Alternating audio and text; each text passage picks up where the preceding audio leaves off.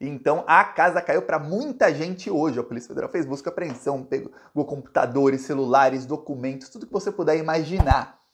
Pois bem, horas depois dessa operação, Anderson Torres é solto. O Alexandre de Moraes impôs uma série de restrições ao Anderson Torres. Eu vou te falar uma coisa. Até 2 dias atrás, a notícia que saía em diferentes veículos de imprensa sobre opinião não só de ministros do STF, mas de gente em Brasília, graúda, era a seguinte: a chance do Anderson Torres ser solto era 0. 0. Então o que é que tenha falado o Anderson Torres? De acordo com pessoas que dizem aqui, tem opinião de que ele falou, porque senão não seria solto, é que o que é que ele tenha falado funcionou. E funcionou muito, porque ele não seria solto se não tivesse ali alguma coisa funcionando. Eu vou te explicar esse caso. Antes, eu peço que você se inscreva aqui no Plantão Brasil e eu vou ler aqui para você, eu vou abrir aqui, as restrições que o Alexandre de Moraes impôs ao Anderson Torres. Vamos lá, restrições impostas. Primeiro, uso de tornozeleira eletrônica. 2. Proibição de deixar o Distrito Federal e de sair de casa à noite nos finais de semana. 3. Afastamento do cargo de delegado de Polícia Federal. 4. Comparecimento semanal à Justiça. 5. Entrega do passaporte à Justiça. 6. Cancelamento de todos os passaportes já emitidos para ele. 7. Já perdi até a conta. 7, 8, sei lá. Suspensão de porte de armas de fogo, inclusive funcionais. Depois, proibição de uso de redes sociais e proibição de comunicação com os demais investigados no caso. Agora, tem um negócio. Vários senadores pediram para visitar o Anderson Torres na prisão. 5 foram de fato visitá-lo, os outros ali, o Alexandre de Moraes permitiu que visitassem o Anderson Torres 5 senadores por semana.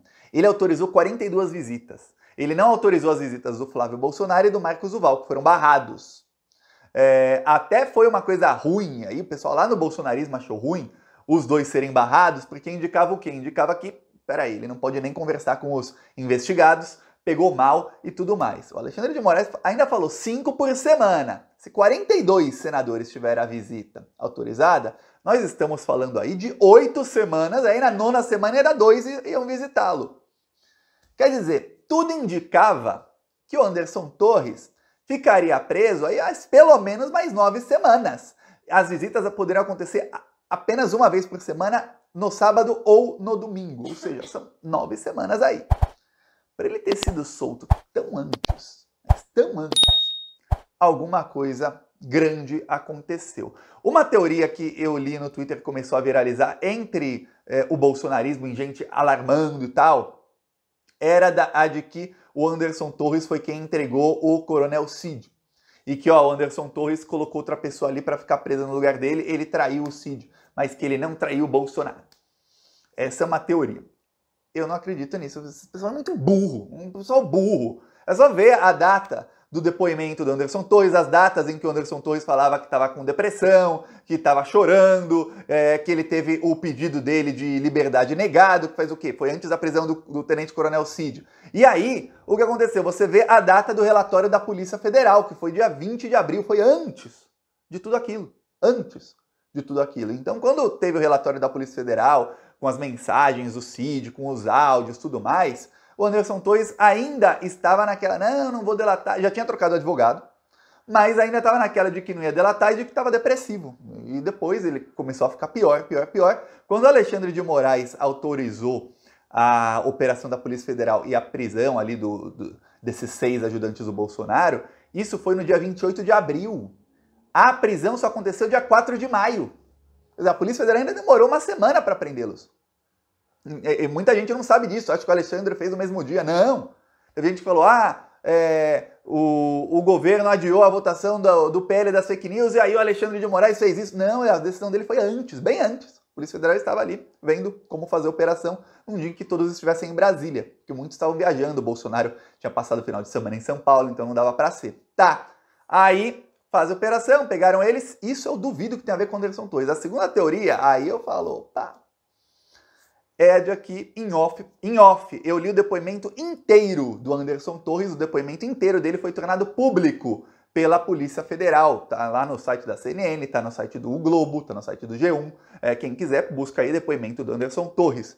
PRF, põe uma palavra-chave PRF, que ele falou muito sobre Polícia Rodoviária Federal no depoimento dele. Ele falou várias informações que a polícia já sabia que eram falsas. Ele falou, por exemplo, o Anderson Torres, que ele foi à Bahia 2 dias antes da eleição, a convite do superintendente da Polícia Federal da Bahia, e que ele avisou o superintendente da Polícia Federal da Bahia que, olha, onde a Polícia Federal não puder fazer bloqueios em caso de compra de votos, que a Polícia Rodoviária Federal iria ajudar a Polícia Federal, que era só para ele dizer os locais. E que não sabe se isso foi feito, porque, como ele era ministro, ele não estava ali verificando o que aconteceu em cada estado, não sabe se foi feito. Disse isso o Anderson Torres. Isso a Polícia Federal sabe que é mentira. A Polícia Federal sabe que o Anderson Torres foi lá a convite do superintendente da Polícia Rodoviária Federal, e não da Polícia Federal, e que ele foi lá para pressionar o chefe da Polícia Federal da Bahia para que ele também bloqueasse estradas junto com a PRF. Para a PF e a PRF fazerem juntos. E parece que a PF não fez na Bahia. Quem fez foi a PRF. Aí ele tentou falar que, olha, mas o Mato Grosso do Sul teve mais bloqueio de estrada do que na Bahia e do que outros lugares. Aí é provado que não. Eu falo, o cara mente no depoimento, vai soltar o boato. Ó, o Anderson Torres teria dado uma informação de quem era um dos principais financiadores desses atos. Porque vamos lembrar, tínhamos aí acampamentos bolsonaristas e você via, era carne, era picanha, era churrasco o dia inteiro, todos os dias. O que tinha de vídeo lá, eles faziam propaganda do acampamento, venham, venham, venham. Por isso tinha muito morador de rua no acampamento, muito morador de rua, muito criminoso, muita gente que não tava lá nem pelo Bolsonaro, tava lá porque era comida grátis, comida farta grátis. E aí eles fingem lá que são bolsominions, ficavam lá com os bolsominions, era muita coisa. Agora, você fazer isso em uma cidade é caro. Você manter 1000 pessoas com comida, com tudo mais, é caro. A maioria daquelas pessoas desempregadas. Tinha acampamento que as pessoas ganhavam para ficar lá, ganhavam dinheiro. Aí você fala, peraí, tem alguém aí desembolsando dezenas de milhões de reais. Eram mais de 100 cidades os acampamentos. Pois bem, tem um boato forte de que o Anderson Torres entregou um dos principais, se não o principal financiador disso tudo. E que a operação da Polícia Federal de hoje foi para ver se uma prova-chave, ou mais provas-chaves que o Anderson Torres indicou, estavam lá. A Polícia Federal fez a operação de busca e apreensão. Lembre-se, é uma das poucas operações em que a Polícia Federal não divulgou nome dos alvos. Quando a Polícia Federal prende gente, sempre divulga depois. No mesmo dia ainda divulga o nome de todos os alvos e tudo mais. Dessa vez não divulgaram o nome de nenhum alvo, nenhum. Eu procurei quem são os alvos, não tem. Parece que, passado algumas horas, pegaram. Por exemplo, se é um celular, pegamos, ó, conseguimos aqui, ó. O que falou ali o rapaz era verdade, pode soltar.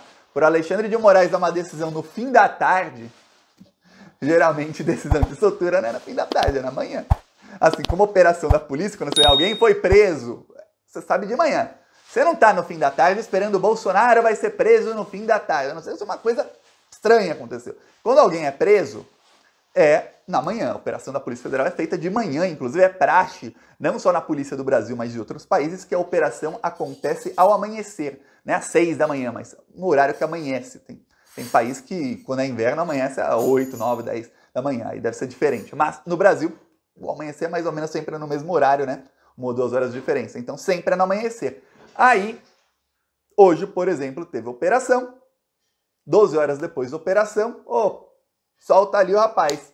Parece, então, essa é a opinião geral.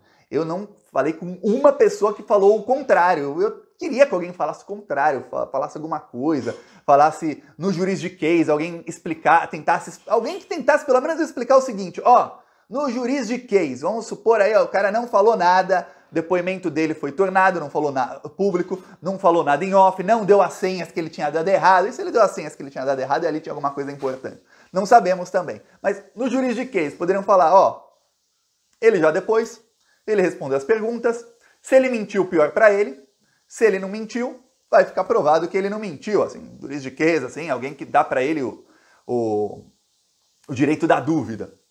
Então, se ele entrar em contato ou com alguém e for provado que ele vai estar sendo monitorado, ele volta para a jaula. Se ele não entrar em contato, ele ficar na casa dele, ficar lá com tornozeleira eletrônica, ele não tem mais como atrapalhar a investigação, porque a investigação já está com material farto para prender aí o pessoal da organização criminosa, que tentou dar golpe de Estado. A ver, eu peço aí a sua inscrição no canal. Falou!